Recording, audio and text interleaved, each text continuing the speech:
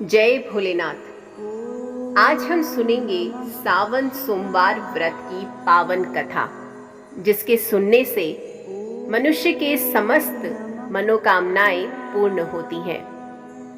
अगर आपने इस चैनल को अभी तक सब्सक्राइब नहीं किया है तो आप इस चैनल को सबसे पहले सब्सक्राइब कर लें, ताकि आपके पास समय से पहले सभी महत्वपूर्ण वीडियोस पहुंच सके।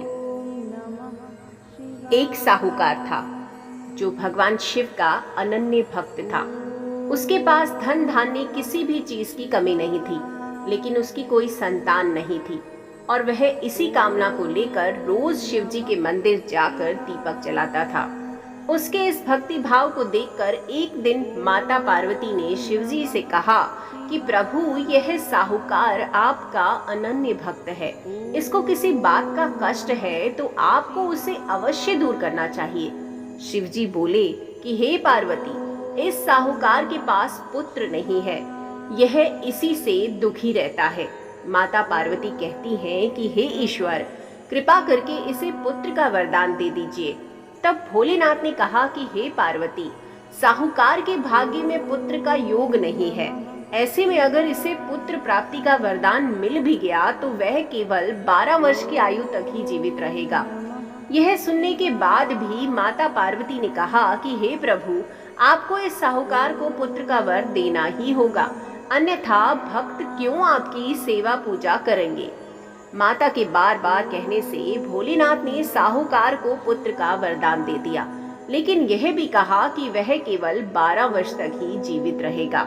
साहूकार ये सारी बातें सुन रहा था, इसलिए उसे ना तो खुशी हुई और ना ही दुख। वह पहले ही की तरह भोलेनाथ की पूजा अर्चना करता रहा। उधर सेठानी गर्भवती हुई और 9वें महीने उसे सुंदर से बालक की प्राप्ति हुई। परिवार में खूब हर्षोल्लास मनाया गया, लेकिन साहूकार पहले की ही तरह रहा और उसने बालक की 12 वर्ष की आयु का जिक्र किसी से भी नहीं किया। जब बालक 11 वर्ष की आयु का हो गया तो एक दिन साहूकार की सेठानी ने बालक के विवाह के लिए कहा, तो साहूकार ने कहा कि वह अभी बालक को पढ़ने के लिए काशी भेजेगा। इसके बाद उसने बालक के मामा जी को बुलाया और कहा कि इसे काशी पढ़ने के लिए ले जाओ और रास्ते में जिस भी स्थान पर रुकना वहां यज्ञ करते और ब्राह्मणों को भोजन कराते हुए आगे बढ़ना। उन्होंने भी इसी तरह से करते हुए जा रहे थे कि रास्ते में एक राजकुमारी का विवाह था, जिससे उसका विवाह होना था। वह एक आंख से काना था, तो उसके पिता ने जब अति सुंदर साहूकार के बेटे को देखा तो उनके मन में आया कि क्यों ना इसे ही घोड़ी पर बिठाकर शादी के सारे कार्य संपन्न करा दिए जाए। तो उन्होंने उसके मामा से बात की और कहा कि इसके बदले में वह अथाह धन देंगे, तो वह भी राजी हो गए। इसके बाद साहूकार का बेटा विवाह की वेदी पर बैठा और जब विवाह कार्य संपन्न हो गए तो जाने से पहले उसने राजकुमारी की चुनरी के पल्ले पर लिखा कि तेरा विवाह तो मेरे साथ हुआ, लेकिन जिस राजकुमार के साथ भेजेंगे वह तो एक आंख का काना है। इसके बाद वह अपने मामा के साथ काशी के लिए चला गया। उधर जब राजकुमारी ने अपनी चुन्नी पर यह लिखा हुआ पाया तो उसने राजकुमार के साथ जाने से मना कर दिया। तो राजा ने भी अपनी पुत्री को बारात के साथ विदा नहीं किया। बारात वापस लौट गई। उधर मामा और भांजे काशी पहुंच गए। एक दिन जब मामा ने यज्ञ रच रखा था और भांजा बहुत देर तक बाहर नहीं आया तो मामा ने अंदर जाकर देखा कि भांजे के प्राण निकल चुके थे। वह बहुत परेशान हुए, लेकिन सोचा कि अभी रोना पीटना मचाया तो ब्राह्मण चले जाएंगे और यज्ञ का कार्य अधूरा रह जाएगा। जब यज्ञ संपन्न हुआ तो मामा ने रोना पिटना शुरू कर दिया।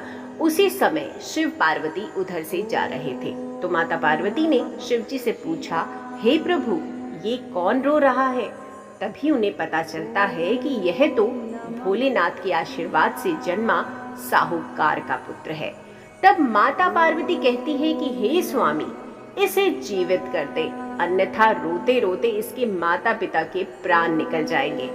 तब भोलेनाथ ने कहा कि हे पार्वती, इसकी आयु इतनी ही थी, सो वह तो वो भोग चुका, लेकिन माँ के बार बार आग्रह करने पर भोलेनाथ ने उसे जीवित कर दिया।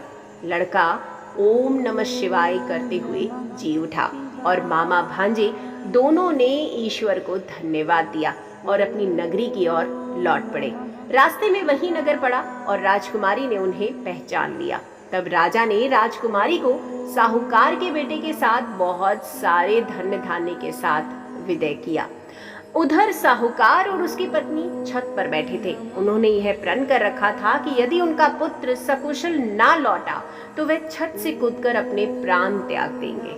तभी लड़की के मामा ने आकर साहूकार के बेटे और बहू के आने का समाचार सुनाया, लेकिन वे नहीं माने तो मामा ने शपथ पूर्वक कहा। तब दोनों को विश्वास हो गया और दोनों ने अपने बहू बेटे का जी खोलकर स्वागत किया। उसी रात साहूकार को स्वप्न ने शिवजी ने दर्शन दिए और कहा कि तुम्हारे पूजन से मैं प्रसन्न हुआ। इस प्रकार जो भी व्यक्ति इस कथा को पढ़ेगा या सुनेगा उसके समस्त दुख दूर हो जाएंगे और मनोवांछित सभी कामनाओं की पूर्ति होगी। इसी के साथ सावन सोमवार की व्रत कथा का समापन होता है। भगवान भोलेनाथ आप सभी की समस्त मनोकामनाएं पूर्ण करें। जय शिव शंकर।